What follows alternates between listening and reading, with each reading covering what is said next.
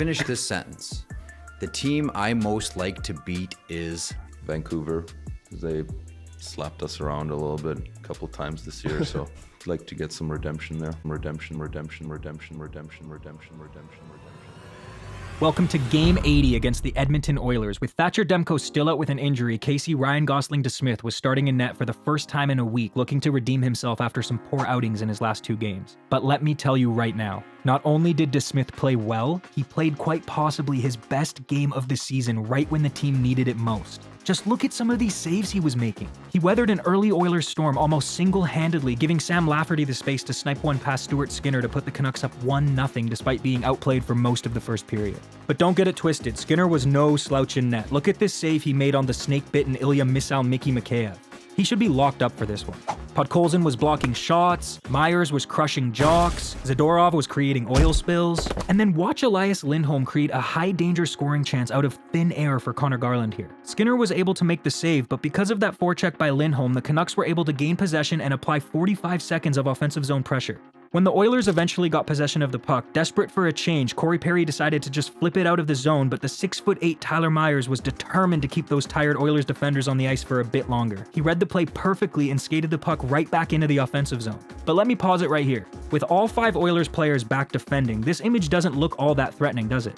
But it was. Myers made the wonderful heads-up pass to Pius Suter, who tipped home his 14th goal of the season to put the Canucks up 2-0. When the Canucks are playing like this, there is never a time when their opponent can play relaxed. Carson Soucy sent Evander Kane into the boards, who was able to hold back his tears just enough to tip in his 24th goal of the season to cut the Canucks' lead to just 1 headed into the 3rd period. But this is where Vancouver truly shines. Holding leads in the 3rd period has been their bread and butter all year. And with Connor McDavid out of the Oilers lineup with an injury, the mission this time was to stop Leon Draisaitl. So I'm going to do something a little different here. I'm going to dissect every single shift Draisaitl had in the 3rd period. But before I get into that, it's important you know what the Canucks line combinations were for this game. The PD line, Elias Pettersson between Niels Big Hog Hoglander and Ilya Mikheyev. The Miller line, JT Miller between Pius Suter and Brock Besser. The Lindholm line, Elias Lindholm between Dakota Joshua and Conor Garland. The Bluger line, Teddy Bluger between Vasily Podkolzin and Sam Lafferty. Okay, let's get into it. Shift number 1, a defensive zone face-off against the Miller line. The Canucks won the draw, but after a few turnovers, the Oilers were able to get it up the ice, leading to a scoring chance set up by Draisaitl, but Ryan Nugent-Hopkins' shot was accidentally blocked by Zach Hyman's stick before it could hit the net.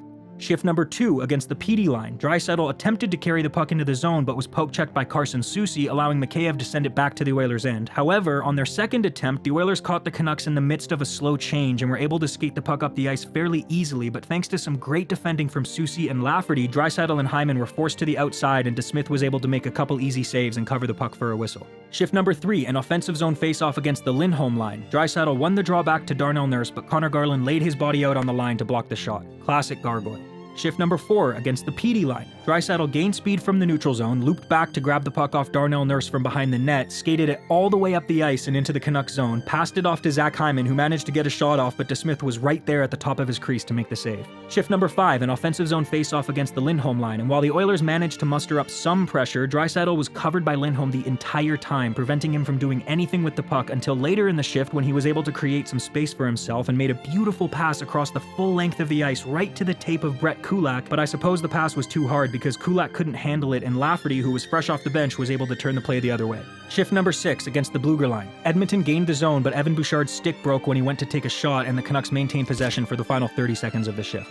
Shift number 7, against the Lindholm line. Draisaitl attempted to carry the puck into the offensive zone, but Lindholm outmuscled him, completely drowning out whatever play he was in the midst of calculating in his head. Shift number 8, an offensive zone face-off against the Miller line. Miller won the draw, the Canucks cleared it down the ice, the Oilers skated it back up, Draisaitl made another hard cross-ice pass, but fumbling it this time was Darnell Nurse, and the Canucks cleared it once more. But again, the Oilers moved it back up ice to Draisaitl, who gained the zone, but when he tried to muscle his way to the front of the net, he ran into Carson Soucy and Pius Suter, and the Canucks cleared it for a 3rd time. Shift number 9, against the Lindholm line. Draisaitl got the puck behind the net, but lost it after being hounded by Nikita Zadorov. The Oilers managed to keep it in the zone, though, and Draisaitl got possession behind the net again, this time finding Nugent-Hopkins in the slot for a shot on goal, but DeSmith was right there at the top of his crease to make the save yet again. Shift number 10, against a version of the Bluger line that had Pettersson taking the place of Podkolzin on the left wing. Bluger won the draw, and Petey cleared it. Shift number 11 against the Lindholm line. Now, this was a quick one because with just under 2 minutes left in the game, the Oilers pulled their goalie for the extra attacker, and right as Draisaitl jumped on the ice, Dakota Joshua scored into the empty net. 3-1 Canucks. shift number 12 against the Bluger and Petey line. With the goalie repulled, Draisaitl was able to make another one of his signature cross-ice passes, but yet again it was fumbled, this time by Mattias Ekholm.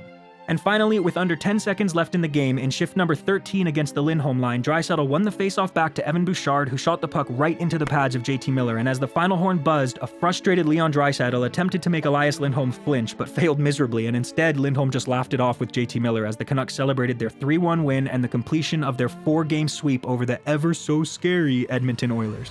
Now, on to Game 81 against Andrei Kuzmenko and the Calgary Flames, and with a win, the Canucks would clinch first place in the Pacific Division. It started with Big Hog sending a beautiful pass through the legs of Rasmus Andersson right to the tape of Mikheyev, but the former Canuck Jacob Markstrom was able to make the save. Keep note of how silly Höglander just made Andersson look. Quinn Hughes was breakdancing on the blue line, setting up scoring chances as usual. Then watch this move by Kuzmenko. He bats the puck out of the air right over Quinn's head, but couldn't quite corral the puck before Thatcher Demko covered it. Wait, Thatcher Demko?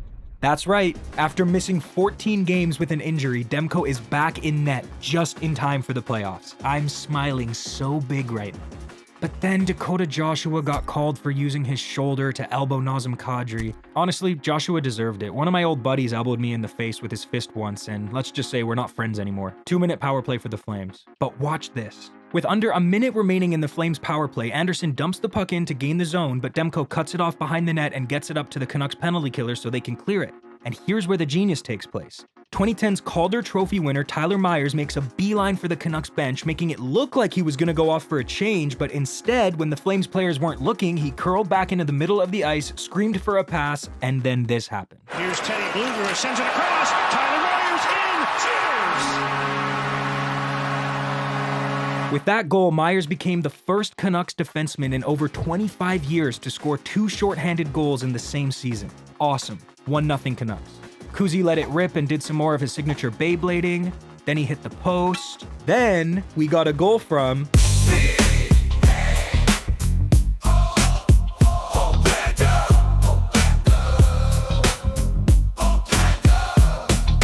So, first of all, that was a song sent in by a viewer named Stuart. He apparently used AI to create it, and I love it. I think it's great. So, thank you, Stuart. Second of all, look at the pass Mikheyev made to set that whole play up. Absolutely beautiful. 2-0 Canucks. Then sniper Dakota Joshua scored his 18th goal of the season to put the Canucks up 3-0.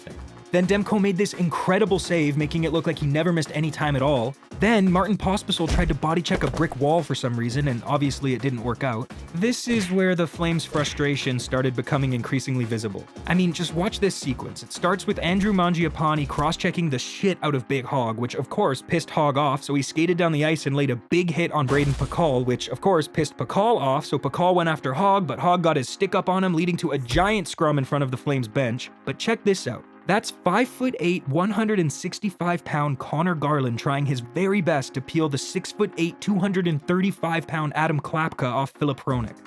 And guess what? Against all odds, he did it. In fact, he kind of ragdolled him a little bit. And at that point, Calgary's frustration level had completely maxed out. Not only could they not score on Demko, but their biggest player couldn't even take down the Canucks' smallest player.